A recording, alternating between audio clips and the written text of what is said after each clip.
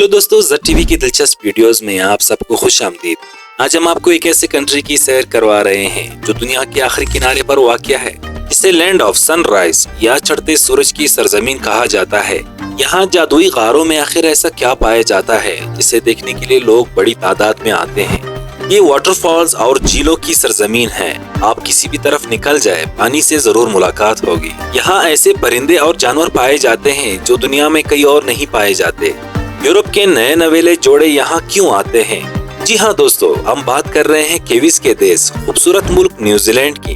दोस्तों, न्यूजीलैंड में नौकरी और रोजगार कैसे मिलता है, किन शोबों में काम करके माहाना 8 से 10 हजार डॉलर आसानी से कमाए जा सकते हैं, और पाकिस्तान से न्यूजीलैंड आने जाने के वीजा और ट्रेवल अखराजात के बारे में मुकम्मल मालूमात आपको इसी वीडियो में हम बताएंगे। तो वीडियो को मुकम्मल देखिए और चैनल को लाजमी सब्सक्राइब कीजिए। दोस्तों, न्यूजीलैंड का मतलब है the land of white clouds, यानी सफेद बादलों की सरजमीन।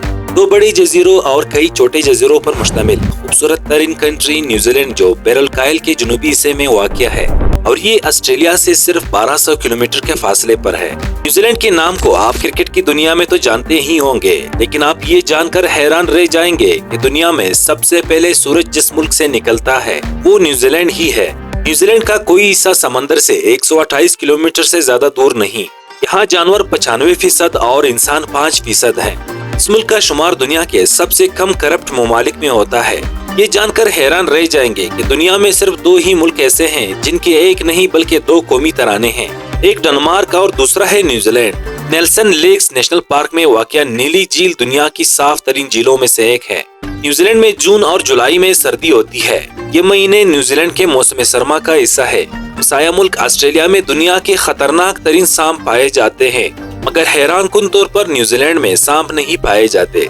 लेकिन इसके अलावा यहाँ पर इतने ज्यादा जानवर हैं कि न्यूजीलैंड की कुल आबादी जानवरों की सिर्फ 5% है, और हर इंसान के लिए यहाँ 9 बेड़े मौजूद हैं। इसके अलावा यहाँ व्हील और शार्क मछली को देखने बड़ी तादाद में टूरिस्ट आते हैं, जबकि न्यूजीलैंड में किसी दूसरे मुल्क की निस्बत पेंगुइन की सबसे ज्यादा इकसाम पाई जाती है। मुल्क की 3 सरकारी जुबानें हैं, अंग्रेजी, माओरी और न्यूजीलैंड अलामती जुबान शामिल है।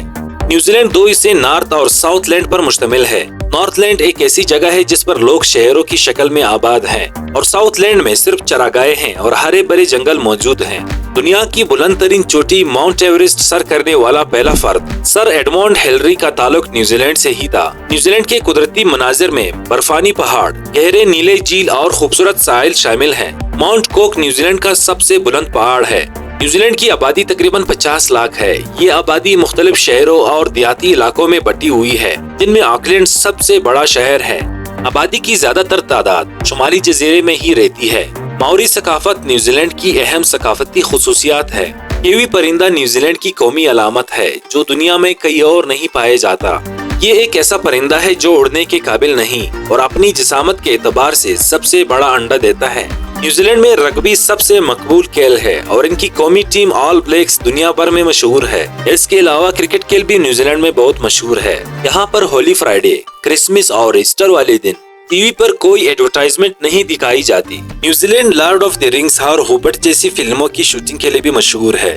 Film director Peter Jackson New Zealand से ही ताल्लुक रखते हैं। न्यूजीलैंड की हुकूमत एक पार्लिमानी जमहूरियत है, जिसकी क़यादत वज़ीर-ए-आज़म करता है।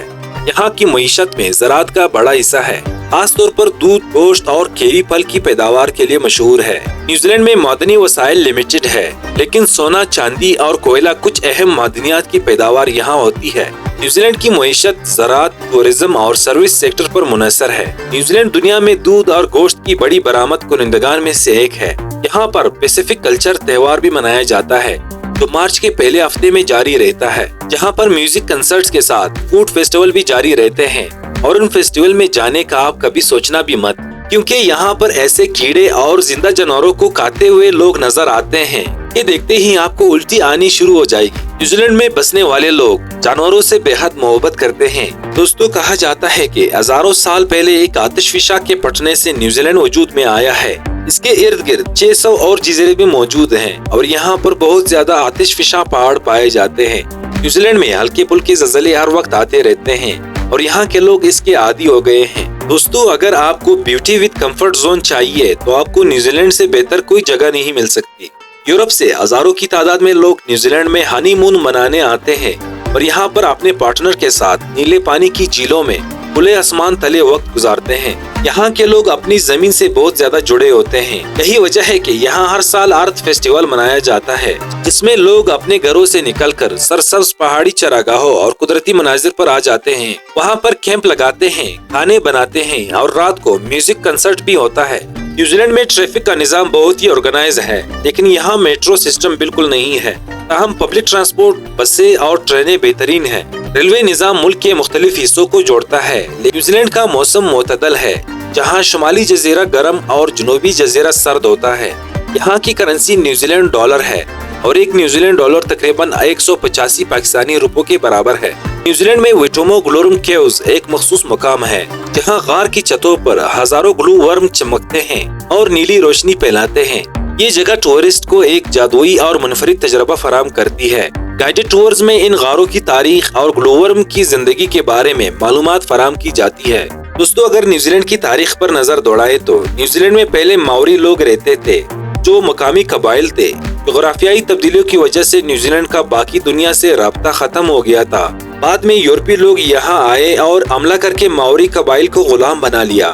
اس کے بعد نیوزی لینڈ برطانوی راج کا حصہ بن گیا۔ نیوزی لینڈ نے 1947 میں رسمی طور پر برٹش سلطنت سے مکمل طور پر خود مختاری حاصل کی اور آج یہ ایک خود مختار ملک ہے، جہاں اب ماوری اور غیر ماوری لوگ مل کر رہتے ہیں۔ نیوزی لینڈ انسانی حقوق کے تحفظ کے لیے مضبوط قوانین اور ادارے رکھتا ہے، جن میں ہیومن رائٹس کمیشن شامل ہے۔ یہاں ہر فرد کو برابر کے حقوق اور آزادی دی جاتی ہے۔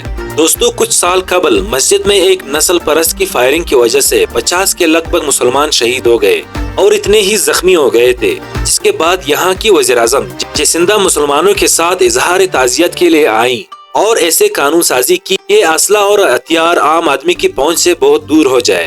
معزز دوستو، اگر دیکھا جائے تو آپ کو پاکستانی اور انڈین لوگ پوری دنیا میں ملتے ہیں، لیکن یہ رجحان نیوزی لینڈ میں ذرا کم دیکھنے کو ملتا ہے۔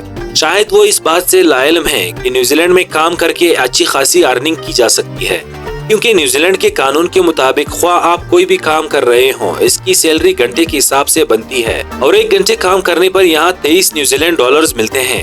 اگر دن کو 12 گھنٹے کام کیا جائے تو یہ بنتے ہیں 176 ڈالرز، جو کہ ایک اچھی خاصی کمائی بنتی ہے۔ پاکستان سے نیوزی لینڈ کا سفر کرنے کے لیے ہوائی جہاز کے اخراجات تقریباً 1 لاکھ سے 2 لاکھ پاکستانی روپے تک ہو سکتے ہیں، جو اسی وقت کی مناسبت اور ایئر لائن کے لحاظ سے مختلف ہو سکتے ہیں۔ نیوزی لینڈ کی ویزا فیس مختلف قسموں کی ویزا کے لیے مختلف ہو سکتی ہے۔ مثلاً ورک ویزا کی فیس تقریباً 24,000 پاکستانی روپے ہے۔ ورک پرمٹ حاصل کرنے کے لیے درخواست دہندگان کو مخصوص مہارتوں یا شعبوں میں تجربہ ہونا چاہیے جو نیوزی لینڈ کی ڈیمانڈ ہو۔ نیوزی لینڈ میں پاکستانیوں کے لیے روزگار کے بہترین مواقع خاص طور پر انفارمیشن ٹیکنالوجی، انجینئرنگ، صحت کی دیکھ بھال، زراعت اور تعمیرات کے شعبوں میں ہے۔ ان شعبوں میں ماہرین کی زیادہ ضرورت اور ڈیمانڈ ہے اور ان کے لیے بہترین سیلریز کے مواقع دستیاب ہیں۔ جی تو دوستو، ویڈیو مکمل دیکھنے کا بہت شکریہ۔ ویڈیو پسند آئی ہو تو اسے لائک کر کے چینل کو لازمی سبسکرائب کیجیے اور اسے اپنے دوستوں کے ساتھ شیئر کیجیے گا۔ آپ کے خلوص اور محبت کا بے حد شکریہ۔